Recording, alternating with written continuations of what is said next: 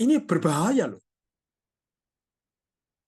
Karena dia menyangka, menduga, mengira Tuhan memberikan itu kepada dia. Padahal Alkitab mengajarnya tidak seperti itu. Ini semua karena perkenanan Tuhan. Siapa kita? Siapa saya? Siapa Bapak Ibu? Kita ini nothing di hadapan Tuhan. Tapi karena ada perkenanan Tuhan. Ketika kita melakukan tugas pelayanan itu, Tuhan berkenan. Roh Kudusnya bekerja. Anda tumpang tangan orang sakit, pada saat itu orang sakit sembuh. Ada satu hikmat yang Tuhan berikan sehingga mulut Anda mengeluarkan kata-kata hikmat. Tapi itu bukan milik Anda. Itu perkenanan Tuhan. Dan itu tidak terjadi dalam semua tempat. Tidak terjadi dalam semua situasi. Saya lihat hari-hari ini beberapa hamba-hamba Tuhan itu sudah menamakan dirinya, memberi label pada dirinya. Ahli nubuatan, ahli kesembuhan, seakan-akan jabatan itu nempel. Dan orang memburu hamba-hamba Tuhan. Saya tidak tahu di Jakarta, tapi di Surabaya sudah banyak. Saya bisa sebut nama. Kalau pendeta itu atau hamba Tuhan itu yang melayani di gereja, orang tuh sibuk di medsos. Ayo datang. Nanti kita didoakan, minta nubuatannya dari dia. Ayo datang. Nanti kita didoakan, kita minta kelepasan. Ayo datang. Nanti kita diurapi oleh minyak urapannya. Kita hidupnya diberkati. Ditambah dengan cerita-cerita bumbu-bumbu. Ada pengusaha yang bangkrut, didoakan, pabriknya diurapi, usahanya diurapi, jadi maju lagi. Cerita ini getok tular. Dan akhirnya tiba-tiba kita menokohkan orang ini.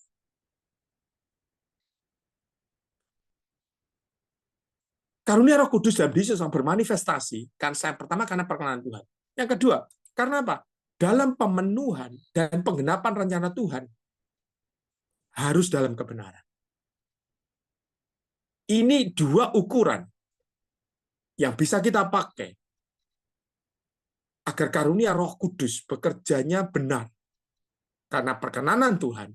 Dan yang kedua, dalam rangka penggenapan rencana Tuhan dalam kebenaran terhadap situasi. Yang ketiga, bukan untuk pemenuhan hal duniawi dan ego manusia. Saya menolak keras orang yang menyatakan dirinya, apalagi hamba Tuhan, yang menyebut dirinya utusan Tuhan, Tuhan berbicara kepada saya, seakan-akan istimewa orang itu. Saya menolak dengan keras. Itu sebabnya jangan kaget. Di Korea ada terjadi begitu banyak penyesatan, ajaran-ajaran. Karena semuanya bermula dari orang mengira bahwa dia adalah orang yang spesial. Orang yang mendapatkan pesan Tuhan secara pribadi. Dan ini ngeri dampaknya. Justru di negara-negara yang berkembang, yang menderita banyak kekurangan, kemiskinan, ajaran yang seperti ini tumbuh subur. Mengira karunia Allah itu bisa dapat dibeli dengan uang. Bapak Ibu, saya ingatkan ya, hati-hati, ada semacam jebakan rohani dalam perjalanan rohani spiritual journey seseorang. Saya harus sampaikan ini. Mohon maaf kalau ada yang tersinggung. Hati-hati dalam perjalanan rohani seseorang. Semua kita punya perjalanan rohani. Dari sejak awal kita terima Kristus, sampai nanti menuju pada kekekalan. Ada satu perjalanan panjang. Dan dalam perjalanan panjang rohani seseorang, ada dua situasi. Yang pertama, pengenalan dia akan Tuhan. Menghadapi banyaknya tantangan, banyaknya persoalan. Imannya bertumbuh. 90% orang Kristen berhasil lolos. Yang namanya tantangan, hambatan, dan percobaan. Semakin dia ditantang, semakin banyak percobaan dia mendekatkan diri pada Tuhan. Sampai akhirnya firman itu jadi nyata, mujizat itu jadi nyata. 90% orang Kristen berhasil.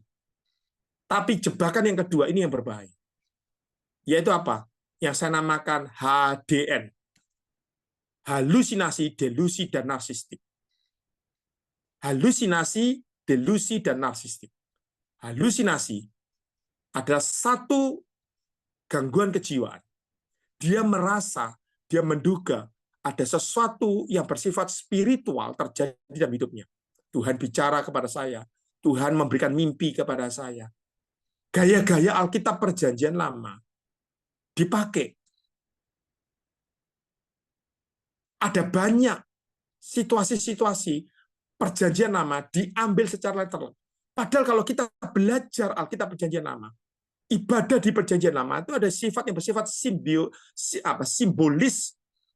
simbolis, kemudian tidak bersifat realistis, simbolis. Korban di atas mezbah itu simbolis. Di Perjanjian Baru itulah Kristus yang mati di atas kayu salib.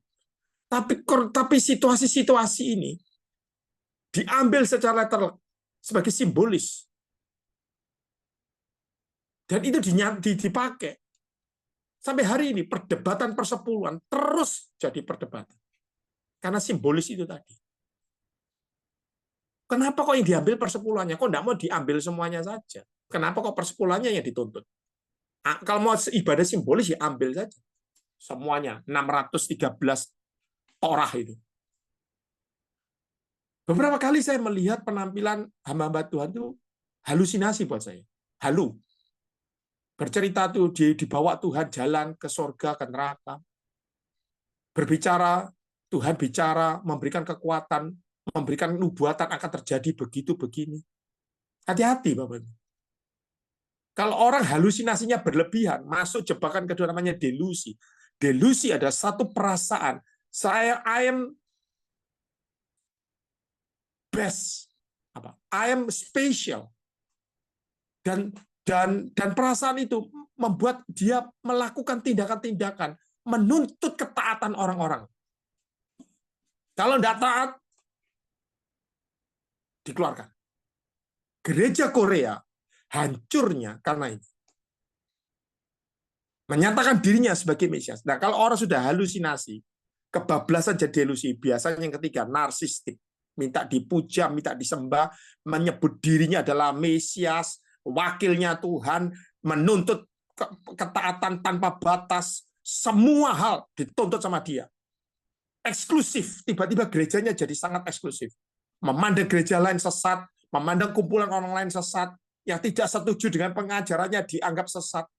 Sudah tidak mau apalagi menyanyikan nyanyian-nyanyian pujian, hanya nyanyian pujian yang dikarang oleh dia sendiri. Ini narsistik. Dan ini pelan tapi pasti, algoritma jalan. Tidak lama akan jatuh. Tidak lama akan jatuh. Ini jebakan rohani. Saya berdoa agar ini tidak terjadi di morning prayer kita di MJC.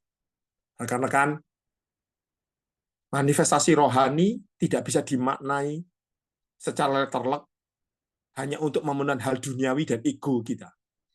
Tapi karena perkenanan Tuhan. Pak Yohanes tidak percaya pekerjaan Roh Kudus. Siapa yang berhilang? Jangan berasumsi salah terhadap saya. Kalau Tuhan tidak memberikan pernyataannya secara pribadi kepada saya, hari ini saya tidak jadi pelayan Tuhan. Saya terima Roh Kudus, bukan ditumpangi tangan oleh orang. Saya terima karunia Roh Kudus tahun 1986 di satu jambore pelajar pada waktu di kota Batu. Seorang hamba Tuhan yang sekarang sudah almarhum, Bapak Yeremia Rim. Dia khotbah. Tidak ada yang numpangi tangan sama saya.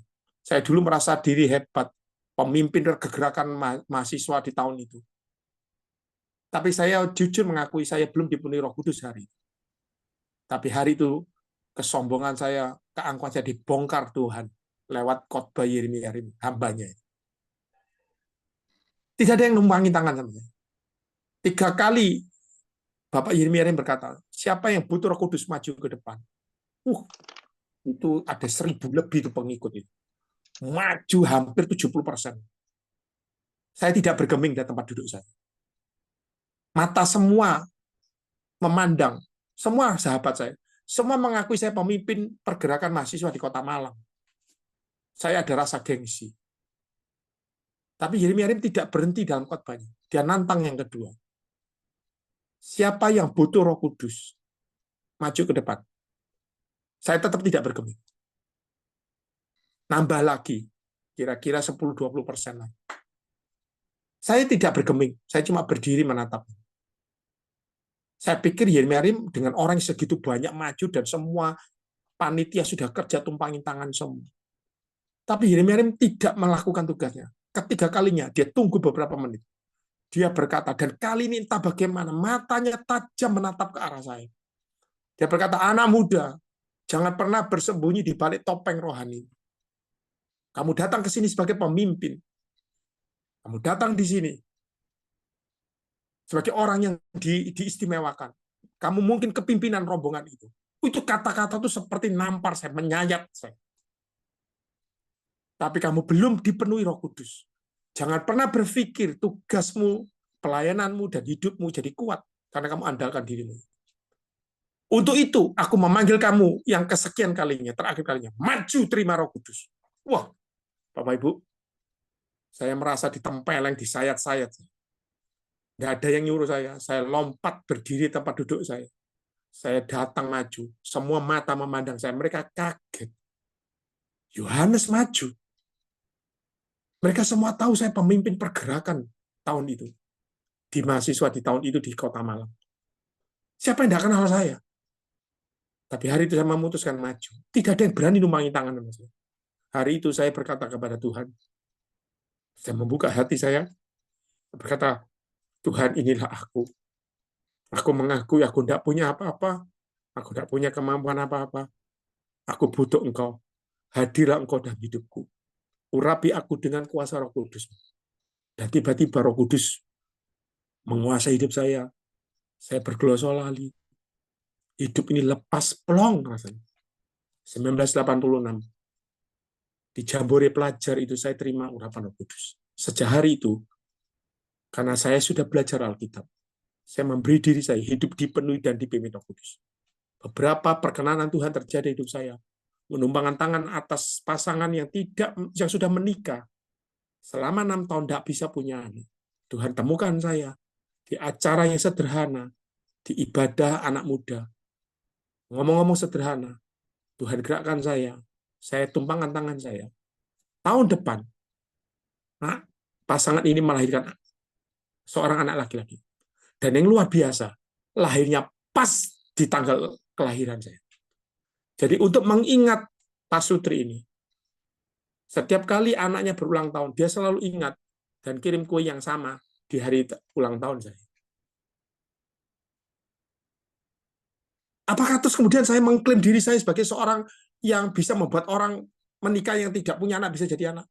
2 kali Tuhan izinkan itu terjadi dalam hidup saya. Di Kota Malang saya bertemu dengan Pak Sutri yang sama. Bahkan lebih lama lagi. Saya kuatkan rekan ini. Saya doakan dia. Tahun depan dia melahirkan seorang. Apa kemudian saya bisa ngeklaim diri saya? Saya pendeta ahli kesuburan.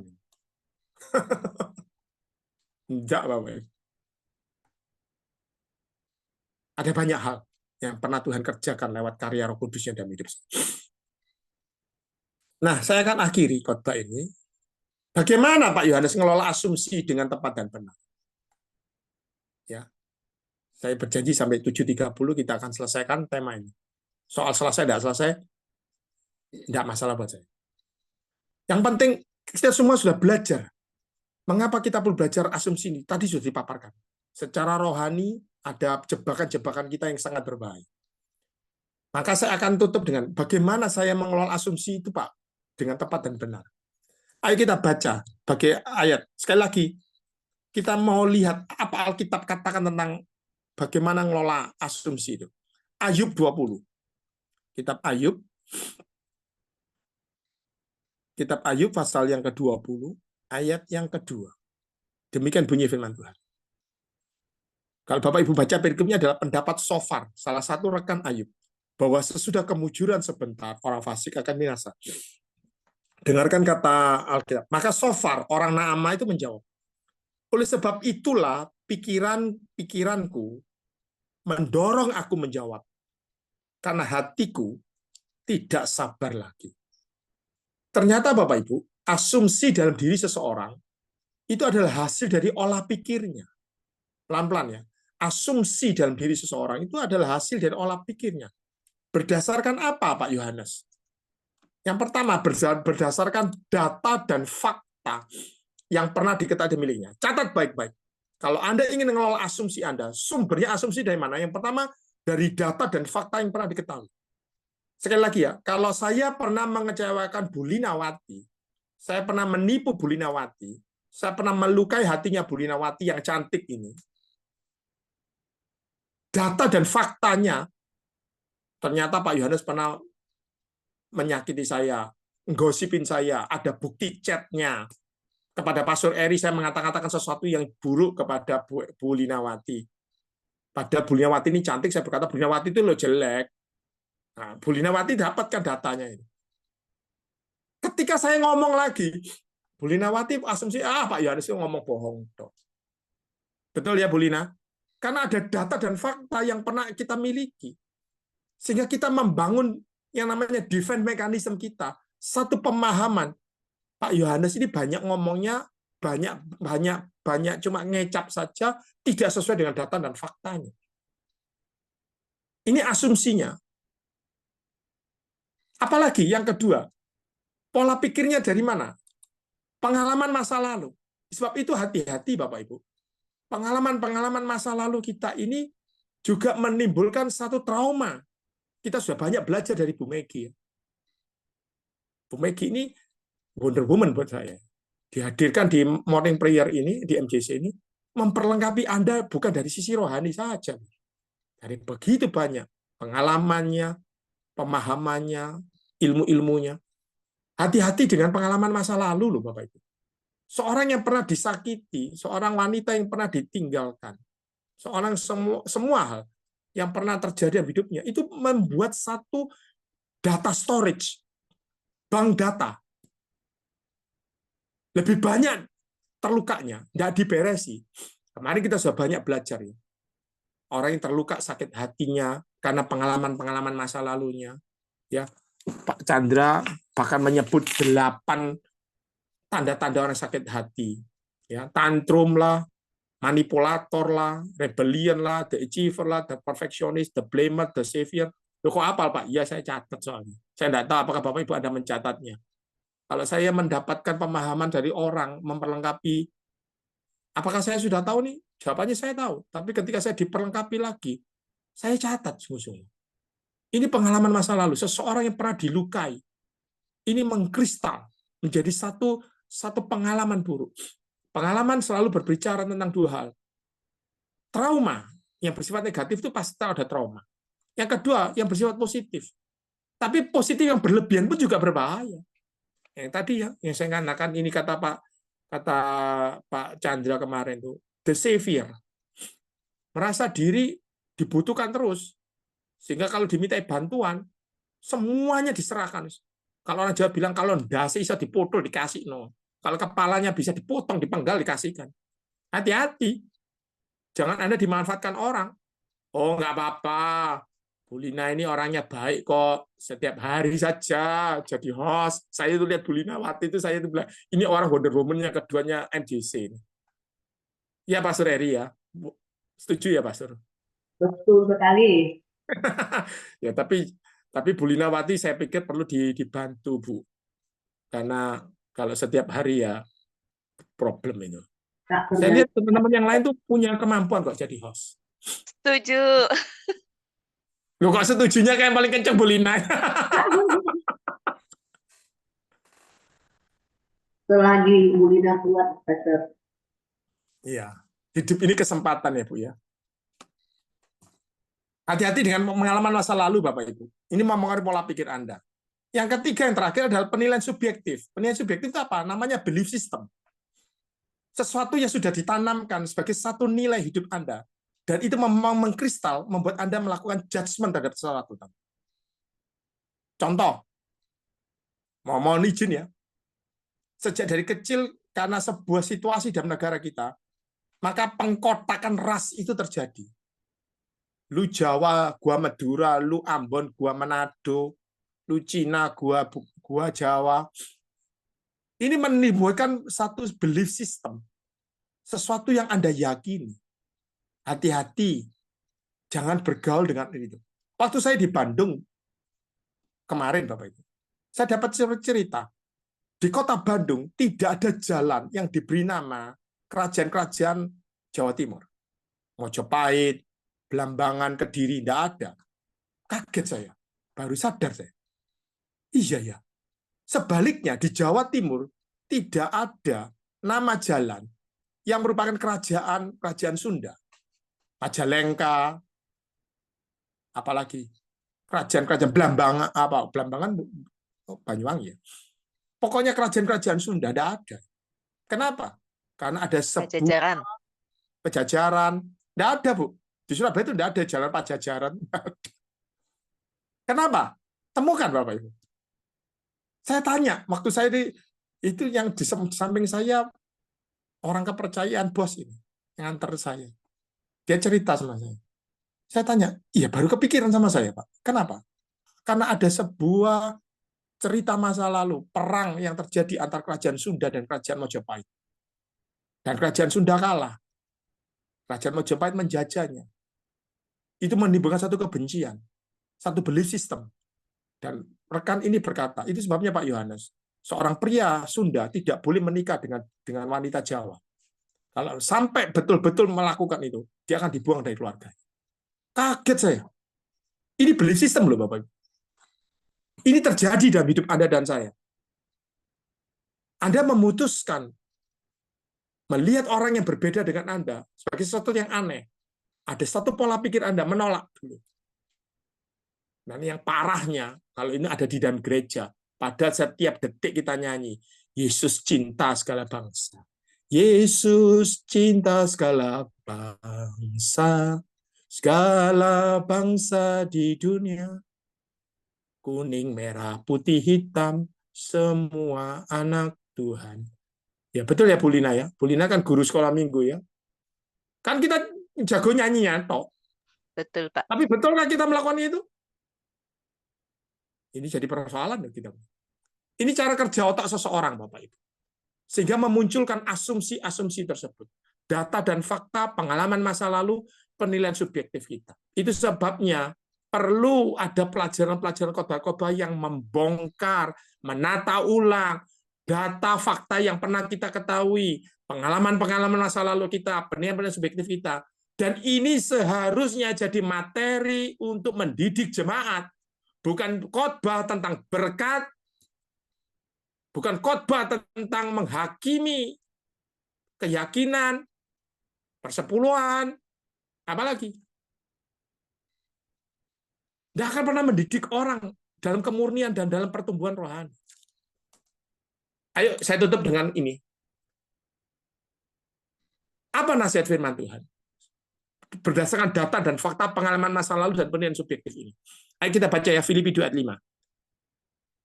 Sudah sampai di bagian akhir ini. Puji Tuhan. Filipi 2 ayat 5. Filipi 2 ayat yang kelima. Demikian bunyi firman Tuhan. Hendaklah kamu dalam hidupmu bersama menaruh pikiran dan perasaan yang terdapat juga dalam Kristus Yesus. Hendaklah dalam hidupmu bersama menaruh pikiran dan perasaan yang terdapat juga dalam Kristus. Alkitab dengan tegas, kalau Anda ingin asumsi Anda dikelola dengan benar, tidak ada cara yang lain. Kecuali satu saja. Miliki pikiran Kristus. Tulis di live chat Anda, Bapak Ibu. Tulis di live chat Anda. Mengelola asumsi dengan tepat dan benar. Syaratnya atau kuncinya, memiliki pikiran Kristus. Pikiran Kristus. Ayo kita baca ayat-ayat pendukung kita sebagian kita akhiri ya. 1 Korintus 2. Miliki pikiran Kristus itu seperti apa? 1 Korintus 2 ayat 16. Apakah benar? Dikatakan, sebab siapakah yang mengetahui pikiran Tuhan? Sehingga ia dapat menasihati dia. Tetapi kami memiliki pikiran Kristus. 2 Korintus 10 ayat yang kelima. 2 Korintus 10 ayat yang kelima. Memiliki pikiran Kristus. Kami mematahkan setiap siasat orang, merubuhkan setiap kubu yang dibangun oleh keangkuhan manusia untuk menentang pengenalan akan Allah. kami menawan segala pikiran. Perhatikan baik, kami menawan segala pikiran, termasuk pikiran-pikiran Anda, berdasarkan data dan fakta yang pernah Anda ketahui, berdasarkan pengalaman masa lalu Anda, berdasarkan penilaian subjektif kita, belief system kita, nilai hidup kita, kami menawan segala pikiran dan menaklukkannya kepada Kristus. Artinya, Anda dan saya, kalau Anda memiliki pikiran Kristus, merubah cara otak kita berpikir menjadi seperti pikiran Kristus. Yang kedua, yang terakhir, Ibrani 14 ayat 12. Ibrani 14 ayat 12. Ibrani 14. Oh, Ibrani 4, mohon maaf. Ibrani 4 ayat 12. Ibrani 4 ayat 12, sebab firman Allah hidup dan kuat dan lebih tajam daripada pedang bermata dua, manapun. Yang menusuk amat dalam sampai memisahkan jiwa dan roh, sendi-sendi dan sumsum. Ia sanggup membedakan pertimbangan dan pikiran kita. Cara yang kedua dari memiliki pikiran Kristus. Yang pertama, merubah cara otak kita berpikir. Kita tidak menambahi sesuatu, tapi kita melihat apa adanya sesuatu. Yang kedua, pikiran kita dipenuhi dengan firman Allah. Hasilnya apa? Semua asumsi kita dalam terang kebenaran firman Tuhan. Bapak Ibu, saya bersyukur, berterima kasih Bapak Ibu mau bertahan sampai pukul 7.30 ini ya. Tepat waktunya. Bagaimana dengan Anda dan saya Bapak Ibu? Ingat, setiap detik Anda berasumsi. Anda menyangka, mengira, menduga. Ada yang bersifat negatif, ada yang bersifat positif. Apapun itu, asumsi Anda harus dikelola dengan tepat dan benar. Bagaimana cara mengelolanya? Miliki pikiran Kristus. Dua cara tindakan dari memiliki pikiran Kristus. Yang pertama, merubah cara otak kita berpikir. Kata Efesus 4, apa yang manis, apa yang baik, apa yang sedap didengar, apa yang mendatangkan kepujian, pikirkanlah semuanya. Itu merubah cara otak kita berpikir. Kalau diizinkan, di hari-hari kesempatan yang lain, saya akan mendidik Anda, Bapak Ibu. Bagaimana sih cara merubah otak kita berpikir? Dengan melihat apa adanya, bukan ada apa-apanya. Dengan melihat apa adanya, bukan ada apa-apanya. Yang kedua, untuk membuat otak kita dipenuhi pikiran Kristus, maka tindakan yang kedua adalah pikiran kita dipenuhi dengan firman Tuhan. Hasilnya, semua asumsi Anda akan ada dalam terang kebenaran firman Tuhan. Terima kasih MJC, terima kasih Boksu Weni, Pastor Eri, Bu Linawati, dan teman-teman yang saya hormati semua. Mari kita berasumsi dengan pikiran Kristus, sehingga tidak ada ketersinggungan lagi, tidak ada gegeran lagi, tidak ada saling salah-salahkan lagi, dan tidak ada yang menjadi halusinasi, delusi, dan narsistik lagi. Kita semua memiliki pikiran Kristus. MJC dipakai Tuhan, jadi berkat, memberkati kita semua. Amin. Amin. Haleluya. Kita berdoa dulu ya. Pastor Jo, Luar biasa. Thank you, Pastor. Wonten buat kita semua ini di MJC Marine Player. Kita doa Luar dulu ya. biasa. Kita doa dulu. Haleluya. Kami mengucap syukur buat pertemuan pagi ini. Kesempatan yang Tuhan berikan kita belajar lagi tentang satu hal Tuhan, asumsi. Memberkati pertemuan pagi ini, memberkati rekan-rekan yang ikut dalam acara ini, menyediakan waktu dan ruang, fokus belajar untuk bertumbuh. Urapi setiap kami. Kami butuh bantuan Roh Kudus. Mampukan kami, Tuhan. Tambah-tambah kemampuan kami, kekuatan kami. Untuk kami terus bertumbuh dalam kebenaran firman Tuhan. Sampai satu kali firman-Mu itu betul-betul memerdekakan kami. Memberkati tim MJC. Pak Weni, Pastor Eri, Bu Linawati, dan semua rekan yang terlibat. Baik yang nampak maupun yang tidak nampak. Semua yang sudah menyediakan fasilitas, menata, mengelola, mengatur MJC ini, sehingga sampai hari ini boleh berjalan. Apa yang dibutuhkan oleh kelompok komunitas MJC ini, Allah sumber segala berkat. Memberkatinya berlimpah-limpah kali ganda. Memberkati semua hidup rekan-rekanku di dalam morning prayer ini, MJC. Memberkati semua usaha pekerjaan kami, karir kami, apa yang kami kerjakan, tugas pelayanan kami. Semuanya disempurnakan Tuhan dan dibuatnya jadi berhasil. Lewat apa yang kami kerjakan, karya-karya kami, Tuhan berkati keuangan kami, membuat kami mampu menghidupi keluarga kami, masa depan kami, dan semua kebutuhan kami. Karena Engkaulah Jehovah Jireh, Allah yang mencukupi apa yang kami butuhkan. Kami percaya, dalam nama Tuhan Yesus kami sudah berucap syukur. Amin. Amin. Amin. Ya, terima kasih Pak Jo, terima kasih Bapak Luar Ibu biasa, puji Tuhan. dari 82 partisipan yang keluar masuk. Ya, maksudnya ya karena ada kegiatan maka harus keluar, tetapi sampai saat ini puji Tuhan masih ada 65 partisipan yang bergabung. Cukup lelah juga, 2 jam ngomong ya, kita aja yang duduk capek gitu, apalagi yang ngomong. Boleh minum dulu Pak Jo? Apa perlu saya kirim minum dari Bogor? Teh manis? Haleluya. Ya, pasti banyak pertanyaan karena semua terpesona. Saya juga terpesona. Ya, bukan terpesona dengan Pak Jo-nya ya, maaf ya Pak Jo, tapi dengan materi yang disampaikan. Kita masih punya waktu 26 menit lagi untuk bertanya jawab, jadi 25 menit karena yang 5 menit terakhir nanti kita akan doa penutup. Apakah ada yang mau bertanya? Tadi sudah ada yang mendaftar, Pak Hengki. Apakah Pak Hengki masih ada? Masih. Masih, Pak Masih, Hengki. silakan Pak Hengki. Pertanyaannya langsung ya, Ya, cepat langsung karena aja bantu maksudnya dibacakan. langsung. Oh, minta dibacakan Sudah. Bu Lina di chat. Enggak langsung aja Pak Hengki. Ya, sudah terlewat. Mesti dicari lagi ke atas. Mesti manjat lagi. Ya, masih manjat lagi nih. Kalau begitu Ibu Mai dulu, Bu Mai yang sudah angkat, sudah resen. Silakan Bu Mai, Ya, saya cari. Silakan Bu Mei. Terima kasih Bu Lina. Ya. Tumben saya nanya. Terima kasih kesempatannya. Pak Jo mau nanya, kalau tadi yang saya dengar bahwa kita berasumsi, kalau dibalik Pak, orang berasumsi kepada kita hal yang negatif, lalu bahkan mempengaruhi orang-orang gitu. Bagaimanakah sikap kita atau bagaimana sebaiknya kita menanggapi hal seperti itu. Terima kasih Pak Jo, yang lainnya juga. Terima kasih. Iya. Amin. Wah, Silakan, mantap. Pertanyaannya mantap. Pak.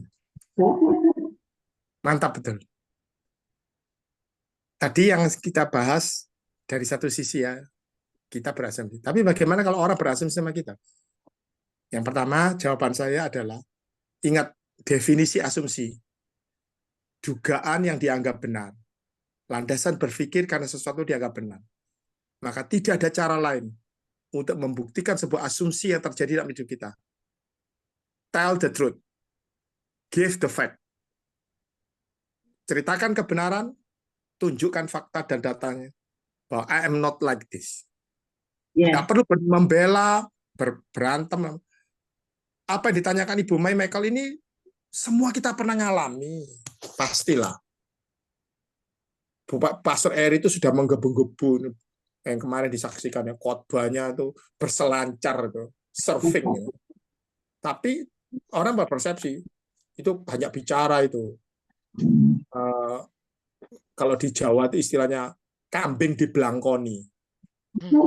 Belangkon tahu ya Bu? Apa topinya orang Solo? Kambing dibelangkoni. Iso khotbah gak iso ngelakoni. Bisa khotbah tapi tidak bisa jalankan maksudnya. Kita tuh selalu dipersepsi orang seperti apa saja.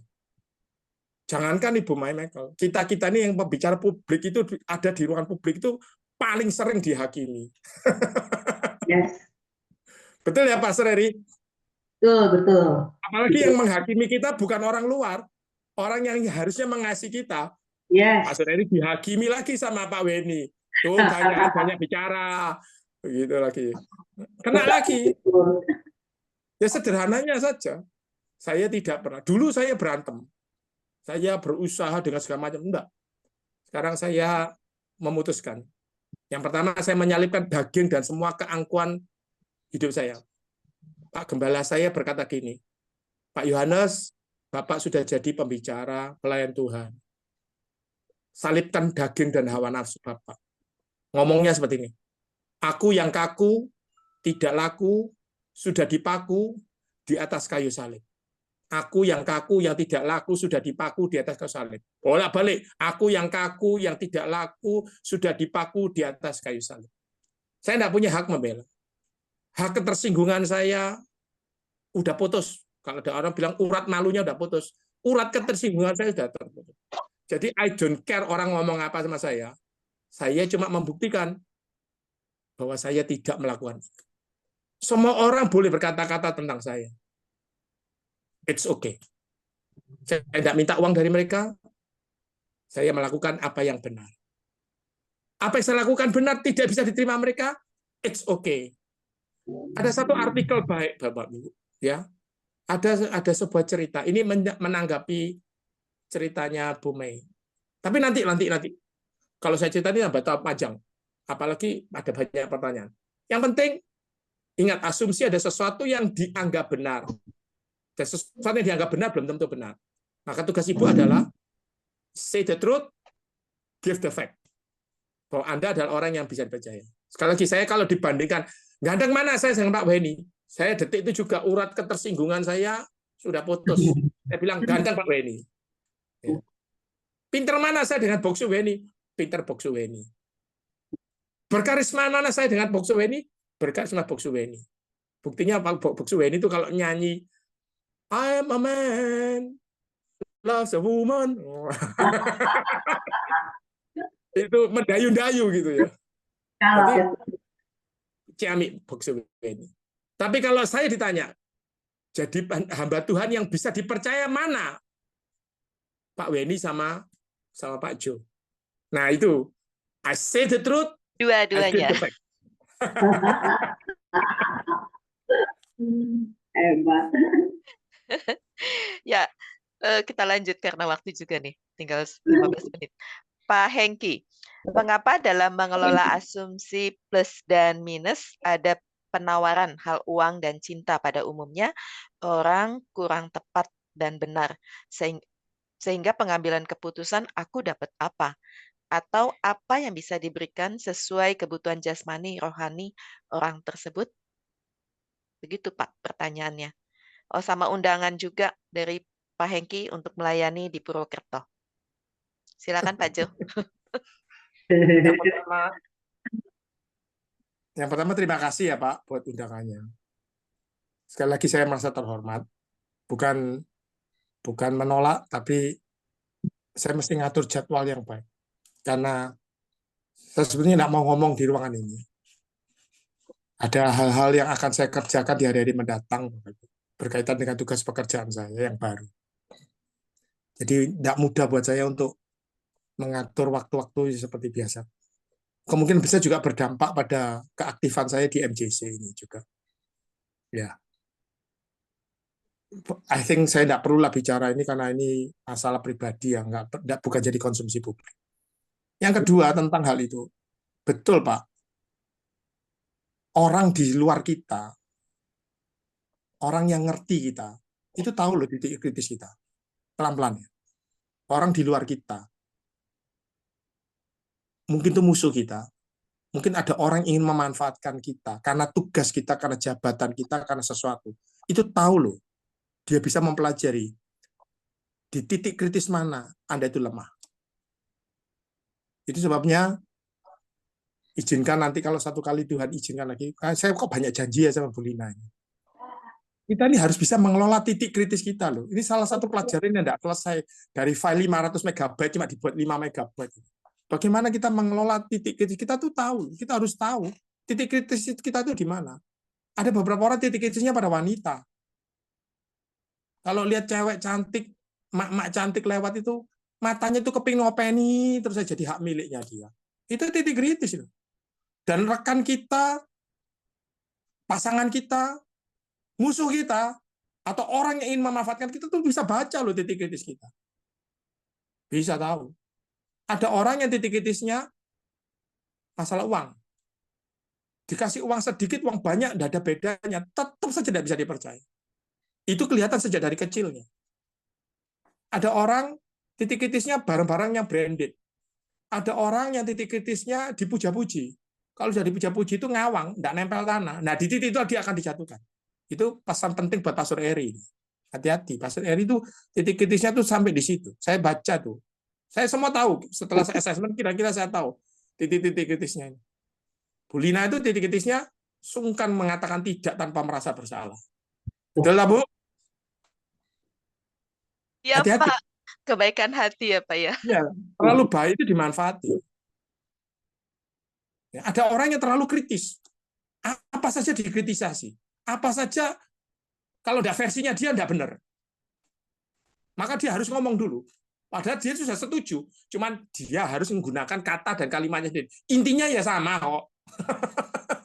Cuma kalau dia tidak ngomong, tidak enak. Itu titik kritisnya.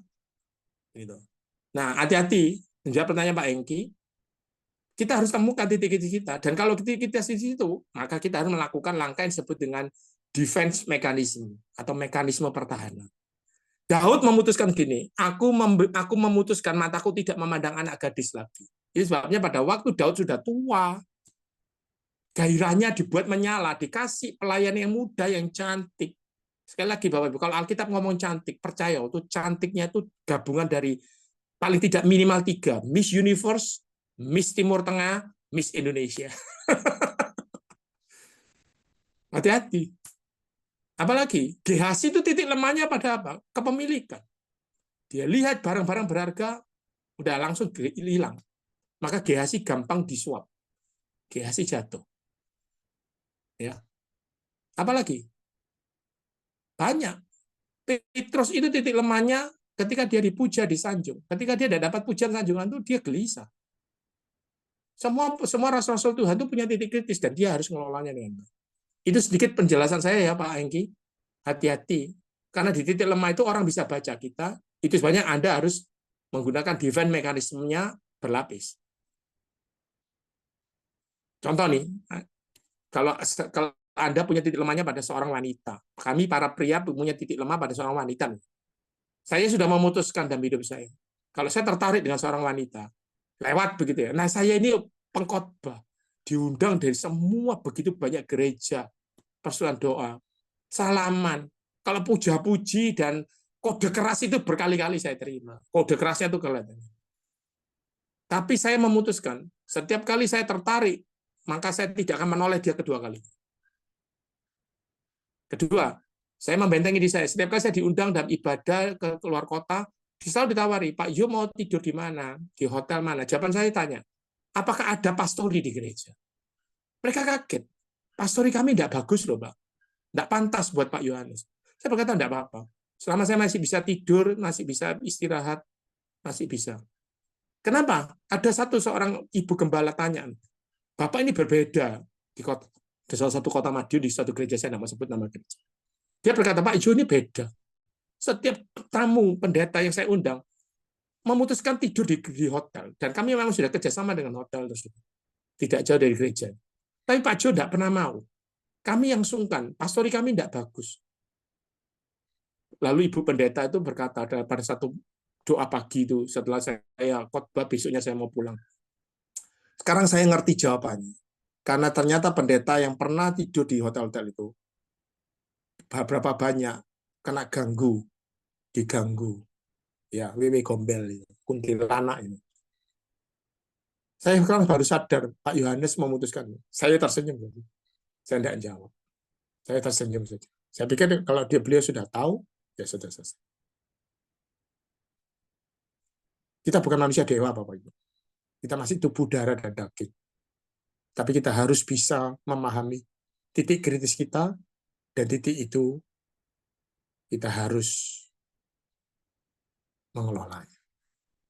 Itu saja, Bu. Ya, cukup jelas ya Pak Hengki. Tadi ada Pak izin, Pak Iskandar. silakan. Sebentar, Bu. Izin Ya, silakan. sebentar, Bu Lina. Silakan. Terima kasih, Pak Jo. Titik lemah saya itu kalau melayani di orang sakit. Orang sakit kalau sudah sakit mau tengah malam mau apa, dia butuh obat, butuh tenaga. Nah itu udah belas kasihannya sangat tinggi sekali. Saya punya titik lemahnya di situ, Pak. Terima kasih. Sebetulnya itu bukan titik lemah, Pak.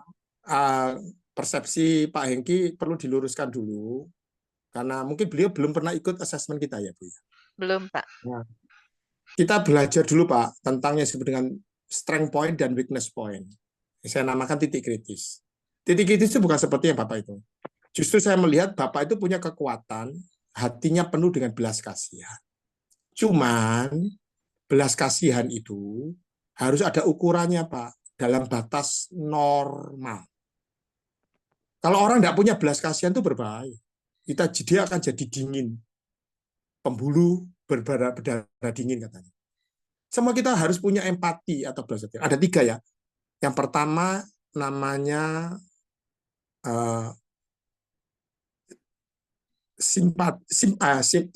tertinggi empati, kedua simpati, ketiga perhatian, atensi bahasa Inggrisnya. Jadi yang pertama itu kita semua harus punya atensi. Atensi itu memberi kita tuh memperhatikan. Maka itu Bapak di bahasa Inggrisnya dikatakan attention please, perhatian.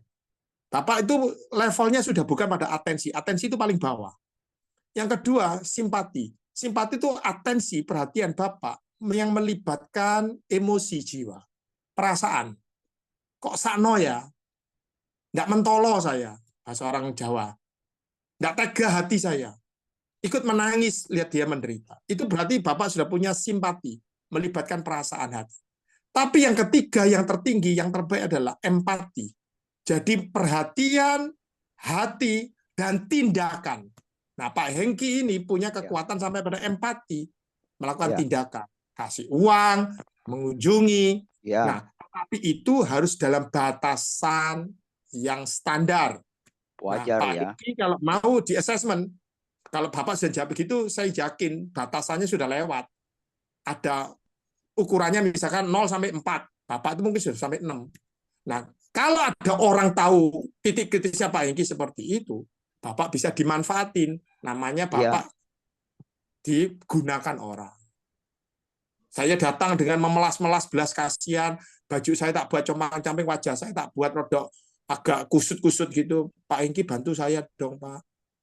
Saya tidak makan seminggu. Saya begini, saya tidak bisa bayar. Nanti kalau saya tidak bisa bayar, saya diusir dari kontrakan saya. Bapak sudah jatuh hatinya. Karena itu di ukurannya udah bablas. Tugas Bapak itu mengelola titik kritisnya. Nggak boleh bablas, tapi sampai pada standar yang dibutuhkan. Itu pesannya Pak Hengki. Iya. Bu Lina itu sudah jago assessment itu. Iya, terima kasih Pak. Jadi saya biasanya bergerak belas kasihan kalau ada damai sejahtera. Kalau tidak damai sejahtera, sudah saya katakan tidak. Karena saya selalu ajar orang kalau lapar kita kasih makan, tetapi jangan kasih uang karena uang itu tidak bersaudara. Itu bagi saya. Terima kasih, Pak. Bagus, Pak. Bagus. Ya, terima kasih. Pak Hengki sudah cukup puas. Berikutnya ada Pak Iskandar. Apakah masih hadir? Tadi sudah. Ya, shalom Bu Lina. Shalom Boksu. Ya, silakan. Shalom Pak Jo. Shalom. Ya, shalom. Maaf nih saya off cam dulu ya, karena Ya. Pak Jo, saya mau ini ada minta arahan lah ya. Sedikit mengenai ini kita dalam pelayanan. Ini ada case sesama kita pelayan. Misalnya kita melihat dalam pergaulan kita, dalam pelayanan kita ada satu orang dengan orang lain, tiba-tiba mereka crash. Crashnya itu kasusnya adalah seperti ini. Misalnya A dan B. Si A ini kan berteman dengan B. Nah, dalam pertemanan ini si A tiba-tiba kemudian dicuekin, kemudian ada program-program mungkin tidak dilibatkan. Padahal sebelumnya mereka tuh berteman baik gitu loh. Nah, dalam perjalanannya si A itu melihat keadaan itu karena merasa sebagai orang percaya, bukan merasa ya, karena orang percaya, kan kita tidak boleh membenci, tidak boleh menghakimin ya. Akibatnya si A itu melakukan tindakan mengurangi frekuensi pertemanan, mengurangi frekuensi berkomunikasi gitu. Kurangin, mengambil jarak gitu.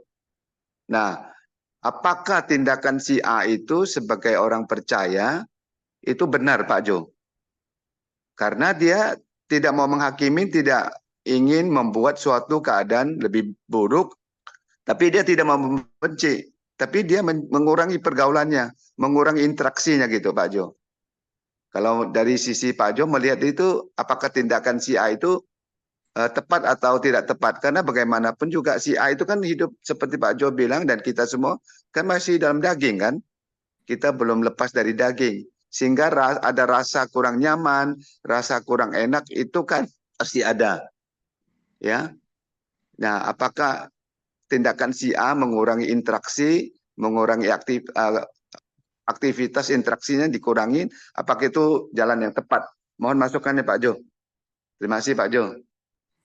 Ya, terima kasih Pak Iskandar ya. Ini contoh sempurna dari yang tadi saya katakan, melihat persoalan itu apa adanya. Dalam hal ini, saya menilai si A itu sudah berasumsi bahwa dia membuat kesalahan, dia dijauhi rekannya. Maka sederhana tadi saya sudah berikan kunci penyelesaiannya. Kalau Anda dan saya memiliki pikiran Kristus, kita melihat persoalan itu apa adanya. Kalau saya dan Pak Iskandar itu bersahabat sejak awal, suka gurau, kemana-mana berdua, tidak ada dusta di antara kita, tidak ada yang bisa memisahkan antara Pak Iskandar dan Pak Johannes.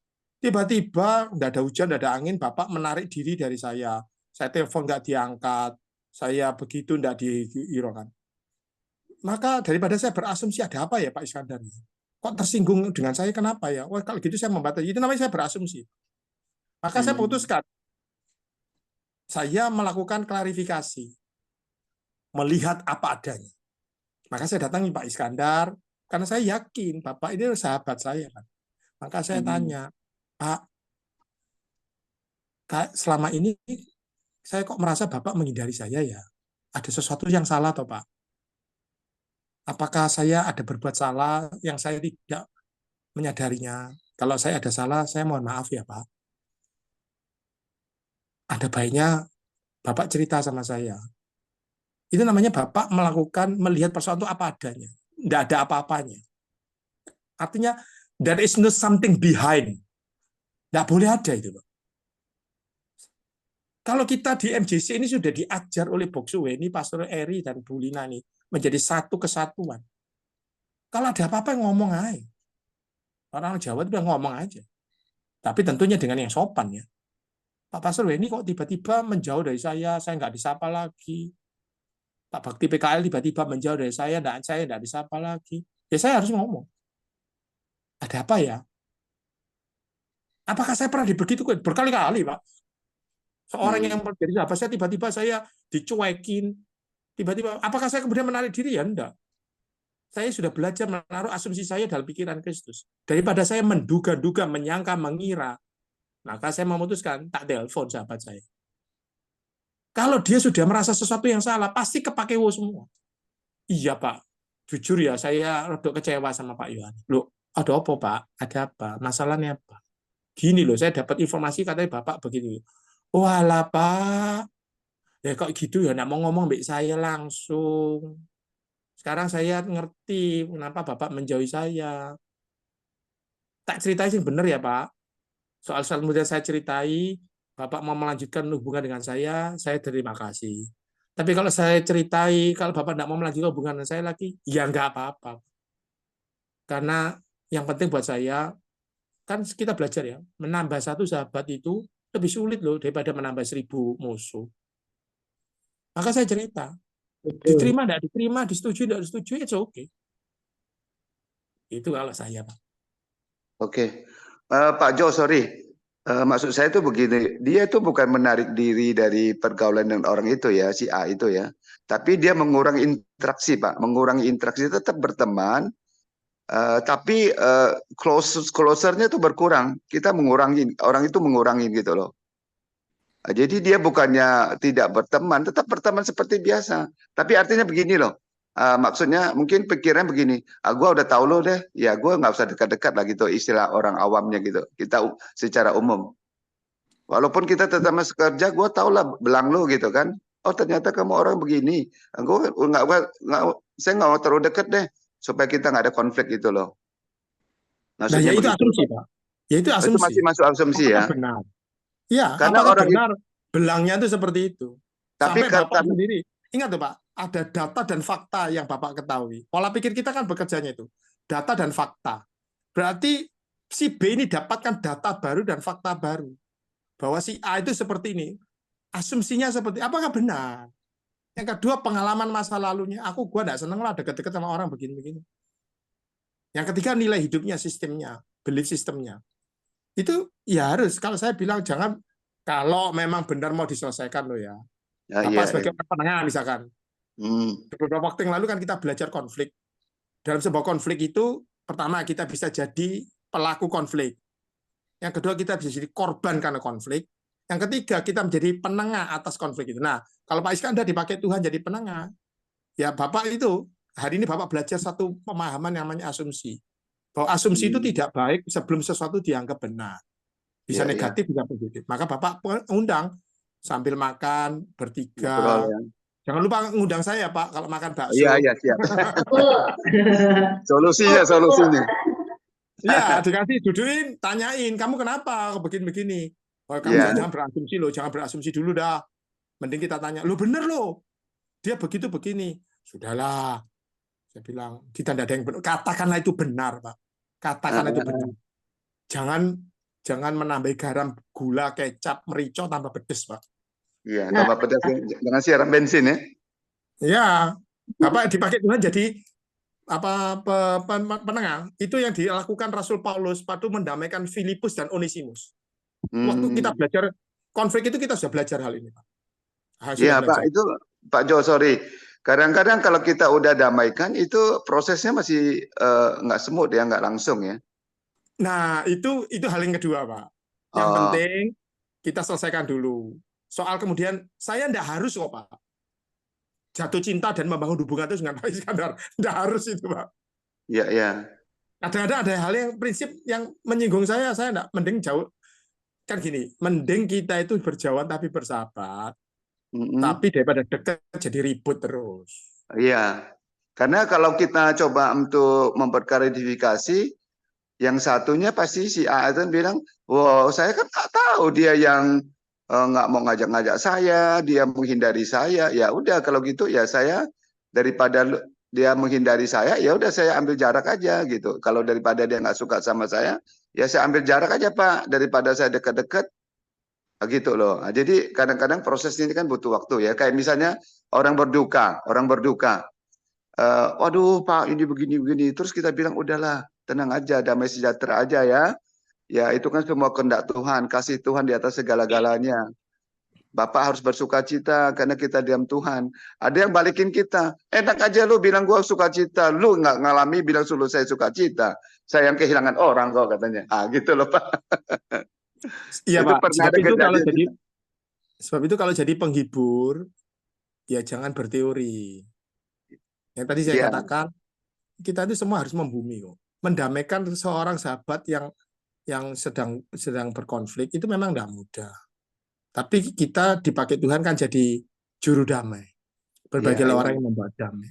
Kalau sudah didamaikan, mereka tetap memilih berselisih jalan. It's okay, Pak. Itu Paulus dan Barnabas itu tidak pernah ketemu lagi, Pak. Berselisih jalan. It's okay. Jadi tidak mengharapkan. Kalau dipaksakan tidak bisa jalan kok Paulus sama Barnabas. Tidak bisa jalan. Sudah nggak ada di Alkitab lagi ya? Iya. Semua itu ada contohnya di Alkitab. Iya. Cuman ya kita harus bisa menemukan lebih dalamnya prinsip-prinsip itu. Iya Pak. Jadi yang penting kita melakukan bagian kita, sisanya udah bagian Tuhan gitu kan. Itu yang kita pegang Pak ya. Yang penting kita sudah lakukan aja. Mantap itu. Ya, ada action lagi ya. Keputusan akhirnya di tangan Tuhan lah gitu kasar. Itu kan Pak ya. Ya, sip. Oke Pak Jo. Saya bisa tertawa-tawa itu terus. Iya, terima kasih Pak Jo. Ya, terima kasih. Ya, terima kasih Pak Jo, Tuhan berkati. Bolina, saya mau ikut asesmennya juga ya. Saya mau tahu. Nah itu, Pastor Jo gini, Bu Lina, mungkin kita perlu ada asesmen lagi karena banyak nih orang baru di sini, Pastor Jo, yang belum di asesmen, bahkan ada orang lama yang belum sempat di asesmen sama Pastor Jo. Nah, ini perlu satu waktu kita organize lagi buat Pak Terjo boleh asesmen lagi karena banyak orang baru, Peter. Dan juga topik-topik yang sebelumnya itu kayak manajemen konflik dan lain-lain ini mereka belum pada dapat nih. Nanti Pak Terjo ngomong manajemen konflik, mungkin kayak Pak Iskandar kan orang baru agak bingung nih apaan gitu. Ya, belum kita atur. Pernah ikut. Ya, Pak Iskandar boleh di asesmen, Pak, biar tahu di mana kekuatan kelemahan dalam pelayanan di Tuhan. Ya. Pak Hengki, mungkin Bu Astrid juga. Ya, kita harus koreksi diri ya. Banyak peserta baru, Peter Jo. Gitu Ya, kan. betul. Banyak peserta baru. Pak Jo, waktunya sudah jam 8:03, masih ada 2 penanya. Apakah kita lanjut sekarang atau kita lanjut di Sabtu depan? Ya, Sabtu depan mestinya nih. Kayaknya saya lebih nyambung. Ya. Bu Lina. Jadi nanti sepanjang minggu ini kita coba assessment. Jadi nanti Sabtu depan usul nih ya Pak Jo. Sabtu depan kita bahas asumsi beserta dengan assessment yang terbaru. Betul, setuju Bu Lina. Artinya ada beberapa teman yang bisa kita bacakan gitu, nggak usah satu orang tapi ya adalah gitu. Gimana Pak Jo? Soalnya ada Pak Edi, ada Pak Saud yang masih mau bertanya, tapi waktu mau tanya ya, boleh. Masalahnya waktu. Tergantung Peter Jo. Ya. Ada waktu Kindangan juga belum loh Bu. Agus Kindangan ini ada. Ya makanya ya gimana Pak Jo? Saya serahkan pada Pak Jo karena saya teman-teman yang mau assessment bisa WA Ibu Lina ya. Jadi biar Bu Lina yang kasih formnya untuk diisi dan nanti akan di assessment oleh Pastor Jo. Ya, begitu. Nah, saya pribadi itu bukan menolak teman-teman. Mohon dipahami, saya pribadi tidak pernah menolak. Saya berprinsip selama saya masih bisa melayani, dikasih kesehatan, kekuatan, kita akan firman siap atau tidak siap waktunya, nyatakanlah. Tapi persoalannya adalah waktu-waktu saya itu tidak bisa lagi like as usual kayak seperti kemarin. Tadi saya sudah berkatakan, saya itu tidak mungkin ngomong di ruang publik ini yang sesuatu yang bukan urusan rohani. Singkat cerita, saya itu sudah diputuskan, diketok palu sama grup perusahaan ini, untuk saya harus diboyong. Jakarta. Dan proses kepindahan saya ini sudah jalan. Saya ini pulang ke Surabaya ini dalam rangka menyelesaikan proses boyongan saya pindah. Wow, luar biasa. Kalau itu terjadi, saya pasti waktu-waktu saya sudah tidak bisa bebas lagi. Saya ngomong terus terang apa adanya. Nah, tapi sebagai hati saya itu mengasihi, ingin berbagi. Lakukan assessment itu Bapak Ibu. Harga assessment itu mahal banget. Saya sudah katakan ya, di luar itu harga assessment itu saya jual mahal. Tapi buat MJC, free for nothing. Wow, luar biasa. Tapi ya itu tadi, saya tidak punya waktu banyak. Ini sebabnya saya bilang, saya senang salah satu hasil belajar saya itu ada 2 yang mulai kelihatan mencobanya, Bu Lina dan Pak Asaf. Tapi Pak Asaf ini kan modelnya kapal selam ya. Nyelemnya kapal daleman terus tapi tidak pernah muncul-muncul. Setuju. Dimunculin tuh trigger yang membuat Pak Asaf ini muncul. Beliau ini sudah mulai belajar. Berapa kali ketemu dengan rekan yang lain di assessment, saya di samping beliau. Saya tidak komentar apa-apa, tidak ngomong salah, betul enggak. Butuh practice makes you better. Assessment saja Bapak Ibu. Ya, nanti kalau Tuhan izinkan pasti kan ada bisa saya bantu untuk membahas apa strength dan weakness point kita. Ingat sekali lagi ya. Kalau ada kesempatan diambil Bapak Ibu. Diambil. Daripada nanti satu kali saya berubah pikiran, you have to pay. Mumpung gratis ya Peter. Tuhan yang bayar Peter. Luar biasa Pak. Ngomong-ngomong di boyongnya kemana nih Pak? Jakarta ya Pak? Sydney. Bandung. Bandung. Wait, saya mohon bantuan Bu Megi. Bu dosen. Mana Bu dosen? Saya kok tidak lihat. Ayo Bu. Ini tugas mulia loh Bu. Mana Bu Megi? Luar biasa. Mana Bu Megi? Bu Megi apa itu Bu Megi? Nah, udah muncul. Mana Bu Megi? Ayo Bu. Bu. Tampilkan pesonamu Bu. Ya. Keren. Wih. Keren jadi umum. Mantap. Saya dari tadi ngikutin. Dari tadi memang saya agak telat masuk, tapi pas baru mau mulai gitu. Dan ya luar biasa hari ini saya dapat berkat yang berlimpah karena Amin. ini materi yang mendukung semua hal yang kemarin-kemarin itu. Dan kemarin saya hanya sampai ke hasilnya bahwa orang yang bla bla bla ini pasti kecenderungannya berasumsi. Tapi Pak Jo ini mendetailkan asumsi itu sampai sedetail-detail itu. Luar biasa banget. Jadi sempat ya terbesit di pikiran saya,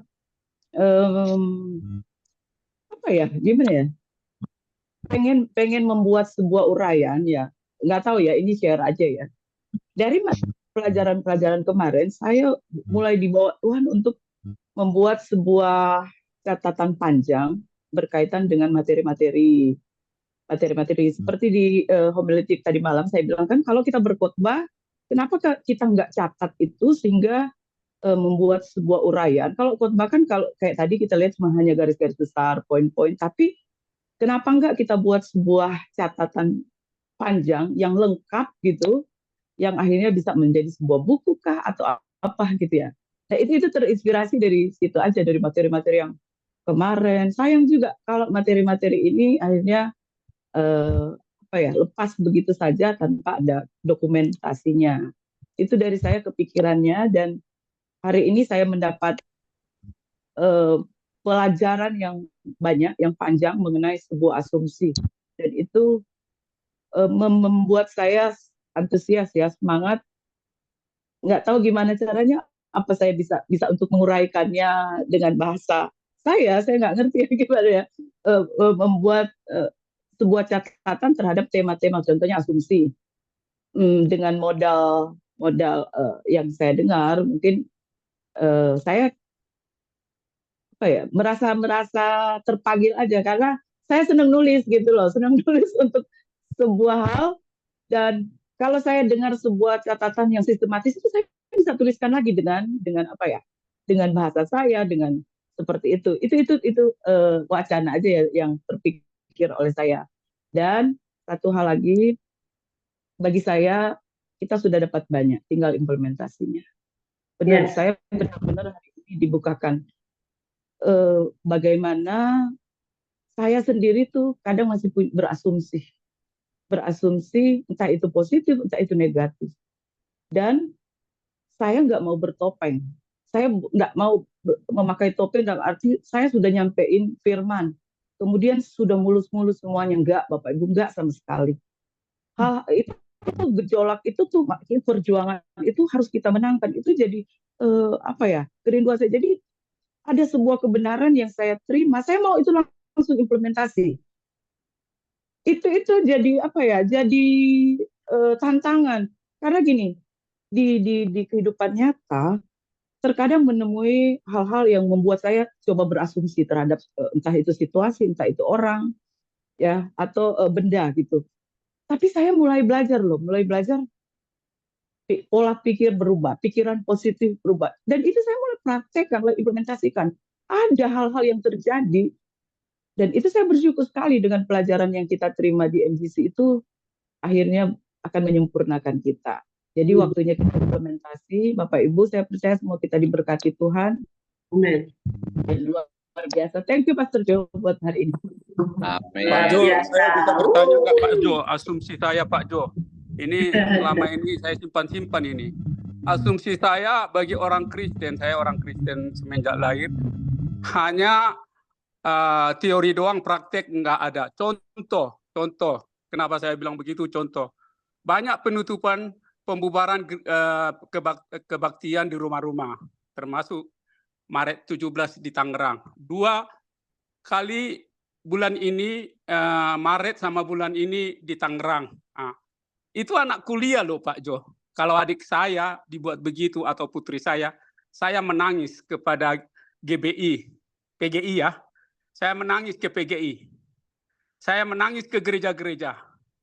Di mana kalian lagi ada begini? Apakah kalian hanya berkhotbah aja? Berkhotbah aja, datang ke lihat dong putri saya. Karena mereka itu tinggal di timur loh Pak Jo. Tinggal di timur loh. Ya kan, tinggal di Madura. Asumsi saya kadang bisa saya bilang bisa benar, mau negatif dibilang ya terserah. Tetapi saya hanya berdoa kepada Tuhan Yesus supaya ada statement Kristen. Kita satu tubuh. Kalau kaki tangan sakit, pergi ke rumah sakit. Jangan dibiarin. Ini kan pembiaran ini Pak Jo.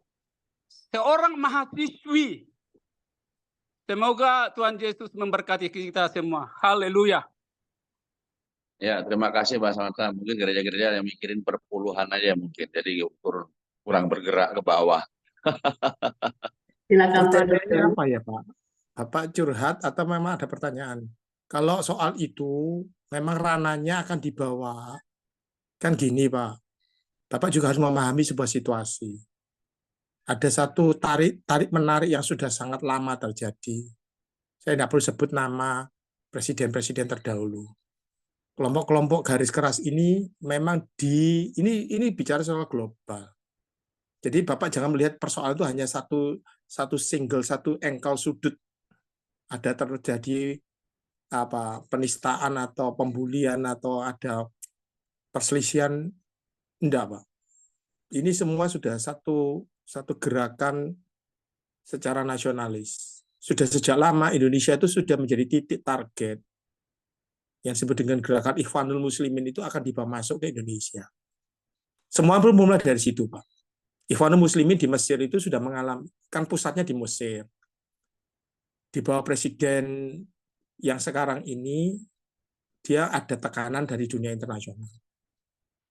Dan nampaknya sudah tidak bisa lagi diterima garis keras ini. Dan dia sedang mencari base camp yang baru. Karena terlalu banyaknya orang-orang Indonesia yang belajar di Universitas Kairo sana tentang hal-hal ini, dan mereka melihat potensi besar itu ada di Indonesia. Mayoritas 200 juta penduduk, paling banyak Pak. Dan bangsa ini kan mabuk agama. Itu sebabnya saya juga ngomong sama Bapak Ibu, Anda jangan lihat di sebelah. Model kita itu ya tidak beda jauh. Kita ini mabuk agama. Semua yang kita bicarakan itu dari ranah agama. Berbeda sedikit, kita ini seakan-akan klaim pemilik sorga dan kunci kerajaan sorga. Tidak cocok. Kalau bahasa mereka, gasak, sikat, hancurkan, bakar. Untung ini Kristen itu ada dasar kasih. Kalau tidak ada dasar kasih, model kita tuh sama. Berapa banyak tuh gereja yang tidak cocok aliran lah, dibilang sesat lah, yang dibilang masuk neraka lah. Untung saja kita di minoritas tidak punya hak bertengkar. Nggak bertengkar saja 43.000 didominasi. Apalagi kalau kita ini punya hak, punya kuasa. Nah, ini global, Pak, secara global. Dan ketika mereka sudah mengalihkan home base-nya mau ke Indonesia, maka ada sesuatu yang harus dikerjakan di Indonesia. Dan ini pemahaman global. Sekali lagi jangan melihat pada sudut Anda tidak puas, Anda tidak terima. Siapapun tidak akan pernah puas, tidak akan terima dipersekusi kayak gitu. Siapapun, Pak. Tapi persoalannya adalah persoalan global.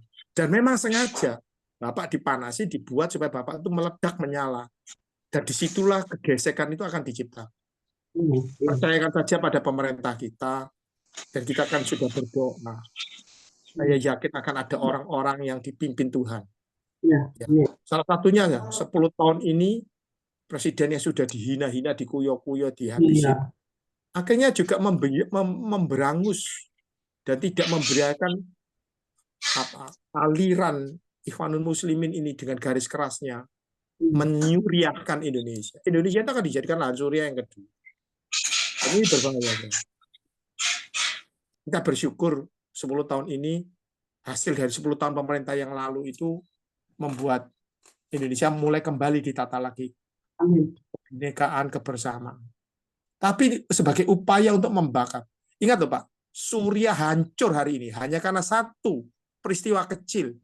Seorang gadis dari agamanya sama, alirannya berbeda, nabinya sama, mazhabnya saja berbeda. Itu seperti Protestan sama Pantekosta, kira-kira kayak gitu. Diperkosa, itu perkara pidana kok. Harusnya hukum pidana yang jalan. Hukum positif yang jalan. Tapi itu di blow up, di framing. Memang Suriah akan dihancurkan dengan cara seperti itu.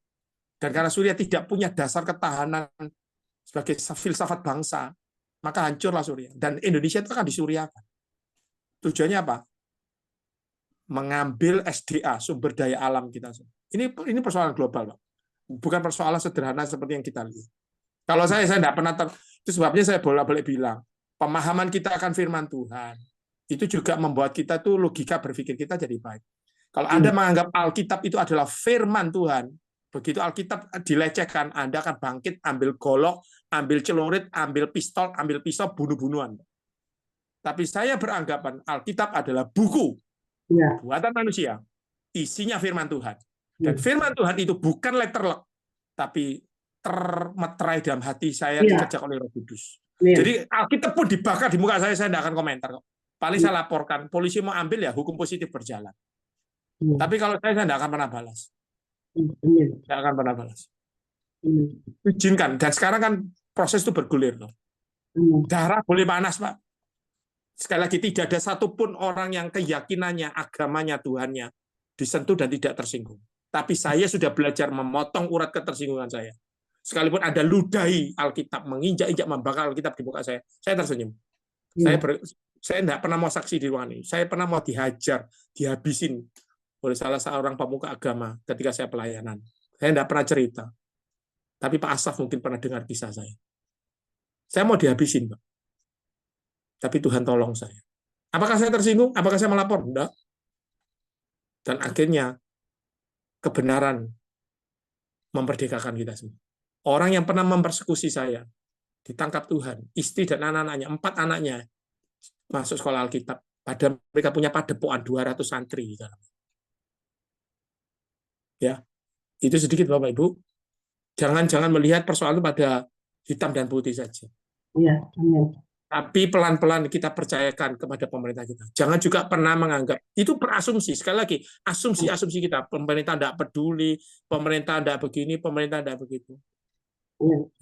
Katakanlah pun itu semuanya terjadi. Apakah Tuhan kita tidak berbicara? Pastilah. Amin. Ada pembelaan dari Tuhan. Amin. Amin. Itu sedikit dari saya ya. Oke. Thank you Pastor Joe. Luar biasa hari ini saudara. Seberapa kita yang boleh diberkati oleh firman Tuhan dan materi pada hari ini, lambaikan tangan. Tapi to be continued ya. Nanti minggu depan kita ketemu lagi dengan Pastor Joe dengan part 2. Ya, jadi saudara hadir kembali, ada materi yang lebih dahsyat lagi yang boleh kita dapat. Puji Tuhan. Thank you Pastor Joe. Dan terima kasih untuk seluruh partisipan yang boleh hadir, 78 partisipan yang hadir pada hari ini. Dan 82 ya, 82. Puji Tuhan, keluar masuk soalnya. Baik, 82 partisipan dan kita percaya bahwa Tuhan memakai Pastor Joe, Pastor Maggie dengan hikmat yang luar biasa boleh terus membekali kita. Amin, puji Tuhan. Kita akan berdoa untuk hambanya, Pastor Joe, dan juga untuk 82 partisipan oleh Pastor Saruli Harefa. Kemudian doa Bapak kami, doa berkat akan ditutup oleh Pastor siapa Pak Jo? Pastor Maggie boleh? Ya, sip. Pastor Maggie Sumakul yang akan tutup dengan doa berkat. Ya, silakan Pastor Saruli, singkat padat, mengingat waktu. Terima kasih. Ya, baik. Mari kita satu di dalam doa. Kami selalu mengucap syukur kepadamu ya Tuhan sampai saat ini, di mana Tuhan telah mencerahkan hidup kami dan memberikan waktu kami untuk belajar tentang firman-Mu melalui Pak Yohanes pada pagi hari ini Tuhan bersama dengan Bu Megi. Kami yakin percaya Tuhan Engkau yang berbicara bersama kami di Zoom pada pagi hari ini. Dan kami percaya Tuhan itulah merupakan kekuatan kami untuk tetap mengiring di dalam Tuhan. Oleh karena itu pada saat ini Tuhan biarlah Pak Jo dan Ibu Megi yang saat ini sudah memberikan waktunya untuk pencerahan kehidupan kami, untuk mengenal Tuhan lebih dalam lagi. Kiranya Tuhan Engkau mengurapi mereka sampai saat ini ya Bapak. Ya Tuhan Engkau berikan kekuatan, kemampuan dimanapun saat ini mereka berada Bapa.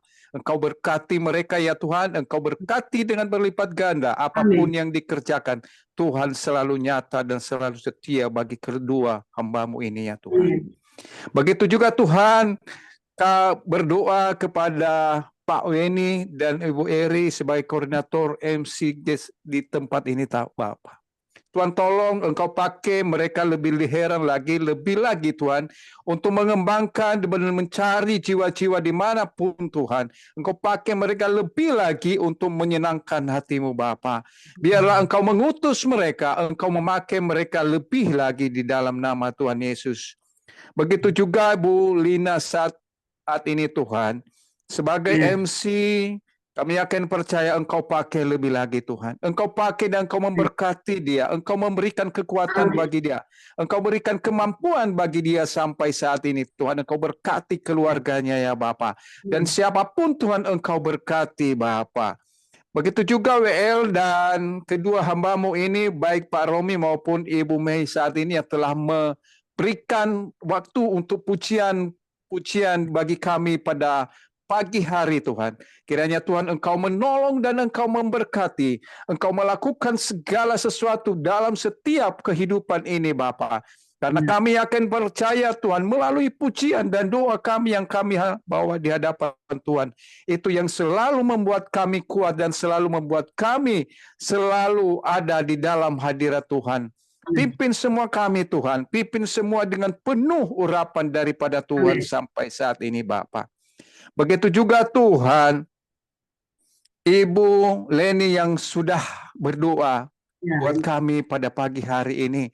Buat bangsa ini, buat keluarga-keluarga kami Bapa. Kami akan percaya Engkau pakai Ibu Leni menjadi pendoa-pendoa dimanapun saat ini dia berada. Dimanapun saat ini Tuhan Engkau pakai dia lebih lagi, lebih heran lagi.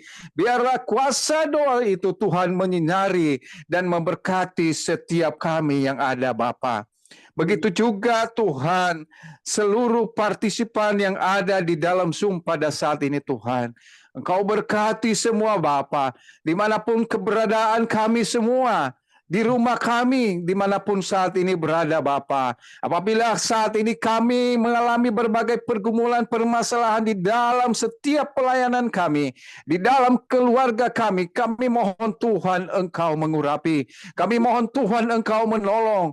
Kami mohon Tuhan Engkau berikan pencerahan dalam setiap kami Bapa. Kalau sekiranya ada keluarga kami di dalam masalah pergumulan sakit penyakit, di dalam nama Tuhan Yesus, kami minta Tuhan Engkau menjamah mereka. Kami minta Tuhan Engkau menyembuhkan mereka dimanapun saat ini berada Bapa. Baik yang ada di rumah maupun yang ada di rumah sakit, Tuhan tolong mereka. Apapun sakit mereka, Tuhan sembuhkan ya Tuhan. Terima kasih Tuhan, terima kasih Bapa.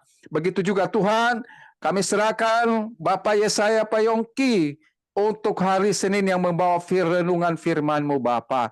Berikan dia kekuatan, berikan dia pemahaman lebih lagi Tuhan, agar senantiasa apa yang ditaburkan melalui firman-Mu pada hari Senin, Tuhan ada bersama-sama dengan kami. Terima kasih Bapa, terima kasih ya Tuhan, di mana Tuhan telah mengajarkan kami, di mana Tuhan telah meneguhkan iman kami untuk tetap ada di dalam Tuhan. Oleh karena itu saya minta kepada Bapak dan Ibu yang ada di Zoom pada saat ini, mari kita bersama-sama berdoa. Bapa kami, Bapa kami yang di surga, dikuduskanlah nama-Mu, datanglah kerajaan-Mu, jadilah kehendak-Mu di bumi seperti di surga.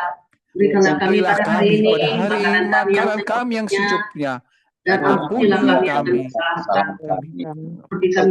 Kami juga mengampuni orang yang bersalah kepada kami. Dan janganlah membawa kami ke dalam pencobaan, karena Engkau yang mempunyai kerajaan dan kemuliaan sampai selama-lamanya. Amin. Amin. Silakan Pastor Meki. Baik Bapak Ibu, sebelum kita berpisah, mari kita terima berkat Tuhan. Tuhan memberkati engkau dan melindungi engkau. Amin. Tuhan menyinari engkau dengan wajah-Nya dan memberi engkau kasih karunia. Amin. Tuhan menghadapkan wajah-Nya kepadamu dan memberi engkau damai sejahtera. Terimalah berkat agung dari Tuhan, dari Allah Bapa, cinta kasih Tuhan Yesus Kristus, dan penyertaan Roh Kudus akan menuntun kita untuk mampu diberi kasih karunia menghadapi berbagai situasi yang terjadi di hidup kita, sehingga kita memiliki asumsi-asumsi yang tepat dan Tuhan dimuliakan dalam hidup kita. Terpujilah Tuhan kekal selamanya. Di dalam nama Bapa, Putra, dan Roh Kudus. Dalam nama Tuhan Yesus Kristus. Haleluya. Amin. Amin. Amin. Thank you Pastor Joe, thank you Pastor Maggie, terima kasih Pak Daroni. Terima kasih. Sampai ketemu Senin dengan link yang sama. Bagi yang belum dapat linknya atau belum masuk di dalam grup, saudara bisa join lagi hari Senin sampai Sabtu dengan link yang sama, tab yang sama. Oke. Tuhan Yesus memberkati. Salam kenal Pak Samuel Ginting. Salam kenal Pak yang baru. Terima kasih kehadirannya Pak Edi Budianto. Tuhan Yesus memberkati. Shalom. Ya, teman-teman semuanya. Terima kasih sekali lagi buat Pastor Maggie. Kita akan ketemu lagi hari Senin dengan link dan jam sama dengan Pastor John Yesaya. Tuhan Yesus memberkati. Shalom alaikum. Shalom. Shalom. Shalom.